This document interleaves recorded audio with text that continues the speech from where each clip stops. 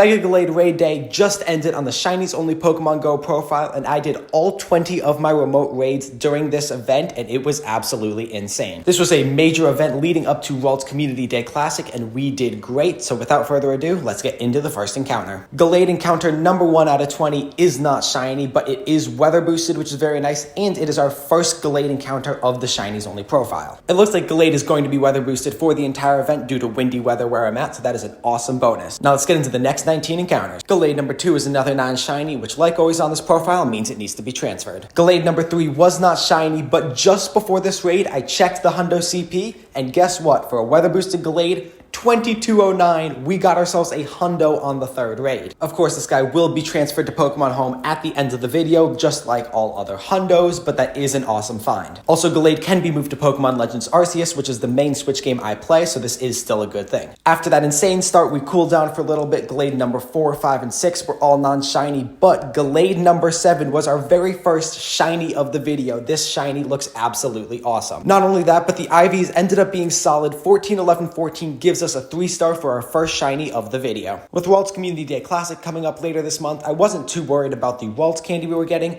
but I was getting tons of Rare Candy and Rare Candy XL, about 1 or 2 Rare Candy XL from each of these raids. This is absolutely insane, and it's one of the major bonuses of playing an event like this for a long time. I was also gaining tons of XP, a little bit of Stardust, and a second shiny Gallade on raid number 13. The combat power on this guy was very similar to the previous Gallade we caught, and while the IV percentage was the same, this guy had higher attack, making him our new best Gallade. My main goal for this event was 2 shiny Gallades with at least 1 being a 3-star, so we already achieved that goal with the 7 raids left. Despite achieving our goal already, I wanted to do these last 7 raids to see if we can go above and beyond and maybe even combine our shiny and hundo luck for a shundo. This will also give me time to tell you that if you go to rogueenergy.com, you can now officially use code ONLYSHINIES at checkout for 10% off. If you're not sold on Rogue Energy or you don't know what flavors to get, you can get 3 samples for absolutely free of any flavor, and I promise you're gonna love it. Going into our final encounter, it was not shiny, but it is time to transfer our hundo to Pokemon Home and power up our shiny. I would highly recommend Pokemon Home to any of you who play Pokemon Go and any games on the Switch because of this reason you're about to see. The Hundo Gallade kept its attack, defense, and HP stats, and the randomized speed stat ended up coming back perfect as well. The chance of getting a Pokemon with these stats in a main series game is 1 over 32 to the 6th power, or less than 1 in 1 billion chance. This Gallade can also be transferred to any Pokemon game other than Let's Go Pikachu or Let's Go Eevee. Back in Pokemon Go, we have 2 shinies, although neither are quite as lucky, and we are going to be powering up and mega evolving this guy. As far as powering up, he's going to be at level 40 for right now until World's Community Day Classic, when we will absolutely power him up to level 50. Now, of course, the long-awaited mega evolution of Shiny Gallade, an absolutely insane looking mega shiny. Shiny Mega Gengar is probably my favorite shiny mega, but Gallade is a close second. Then finally, the last thing we are going to do is give this guy a second charged attack.